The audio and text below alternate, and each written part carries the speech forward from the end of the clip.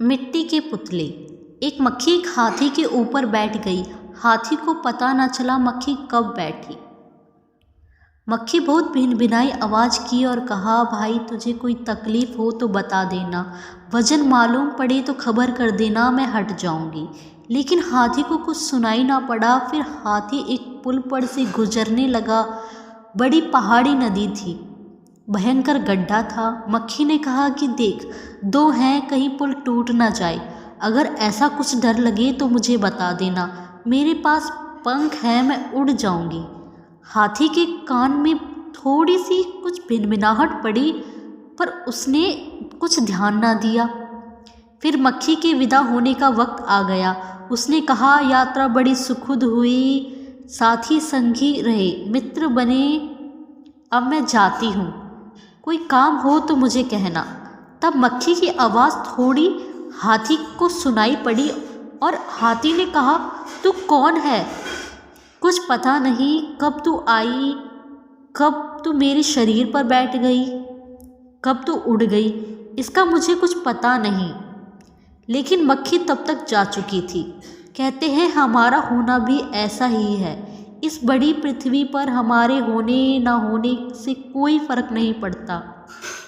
हाथी और मक्खी के अनुपात से भी कहीं छोटा हमारा और ब्रह्मांड का अनुपात है। हमारे ना रहने से क्या फर्क पड़ता है? लेकिन हम बड़ा शोरगुल मचाते हैं। वह शोरगुल किस लिए? वह शोरगुल किस लिए है? वह मक्खी क्या चाहती थी? वह चाहती थी कि हाथी स्वीकार करे, तू भी है, तेरा भी अस्तित्व है।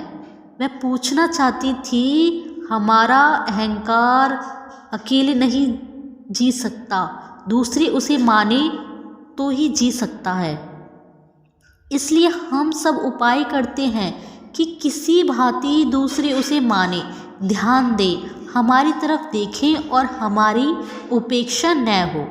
हम वस्त्र पहनते हैं तो दूसरों को दिखाने के लिए, स्नान करते हैं, सजते हैं, संवरते हैं, ताकि दूसरे हमें सुंदर समझे। धन इकट्ठा करते हैं, मकान बनाते हैं तो दूसरों को दिखाने के लिए, दूसरे देखें और स्वीकार करें कि हम भी कुछ विशिष्ट हैं, न कि साधारण। हम मिट्टी से ही बने हैं और फिर मिट्टी में मिल जाएंगे।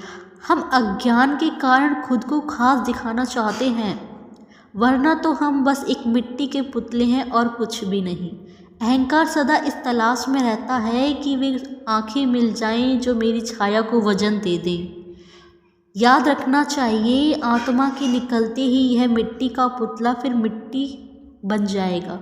इसलिए हमें झूठा अहंकार त्याग कर जब तक जीवन है सद्भावना पूर्वक जीना चाहिए और सबका सम्मान करना चाहिए, क्योंकि जीवों में परमात्मा का अंश आत्मा है। धन्यवाद।